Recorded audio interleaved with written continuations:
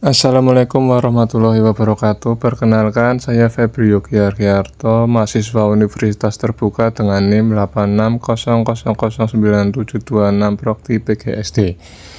Di sini saya akan mempraktekkan tentang percobaan jenis gelombang. Tujuan dari praktikum ini yaitu mengamati bentuk dan jenis gelombang transversal dan gelombang longitudinal. Adapun alat dan bahan yang diperlukan yaitu alat-alat tulis, linki, kabel listrik, kemudian ada karet gerang. Selanjutnya kita akan melihat bagaimana cara menggunakan selingki ini untuk membentuk gelombang transversal dan gelombang longitudinal. Cara kerjanya yaitu yang pertama, selingki kita rentangkan pada permukaan datar yang licin, kemudian selingki direntangkan dan dipegang oleh dua orang atau salah satunya diikat. Kemudian selingki digerakkan ke kiri dan ke kanan hingga membentuk gelombang transversal. Gelombang transversal sendiri yaitu gelombang yang terbentuk bukit dan lembah. Berikut ini adalah cara gambar gelombang transversal. Dan yang kedua, saya akan mempraktekkan gelombang transversal menggunakan selingki yang diikat dengan karet. Kita amati saat gelombang atau selingki digerakkan ke kanan dan ke kiri, karet tidak akan berubah meskipun gelombang sangat cepat. Dan praktikum selanjutnya saya menggunakan kabel listrik untuk membentuk gelombang transversal. Kita saksikan, sudah saya goyang-goyangkan, hasilnya sama seperti selingki ya, membentuk gelombang transversal. Kemudian saya mengikat karet pada percobaan gelombang transversal menggunakan kabel. Hasilnya, saat membentuk gelombang transversal, karet yang diikat berubah. Selanjutnya, untuk melihat gelombang longitudinal, caranya berbeda dengan gelombang transversal. Gelombang longitudinal digerakkan dengan cara didorong ke arah depan. Nah, maka akan terbentuk rambatan yang merambat semakin cepat.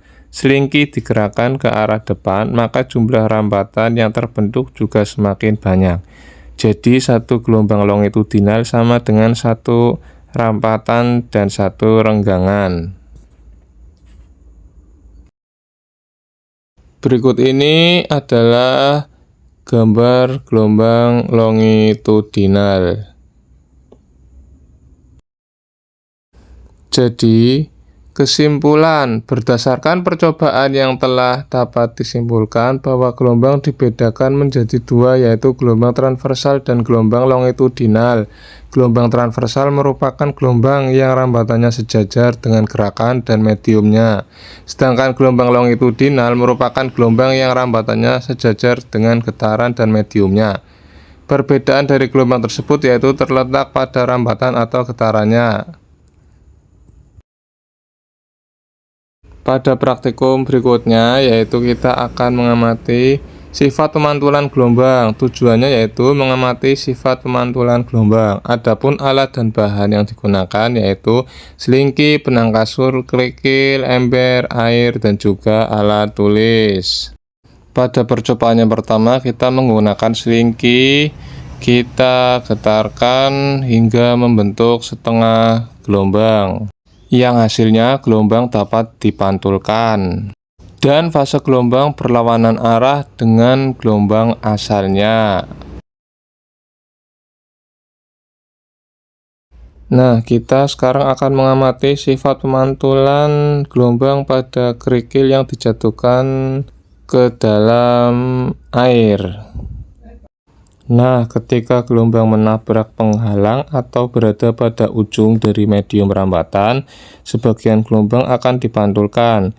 Sudut yang dibentuk gelombang datang terhadap permukaan pemantulan, sama dengan sudut yang dibuat oleh gelombang pantulnya sesuai dengan hukum.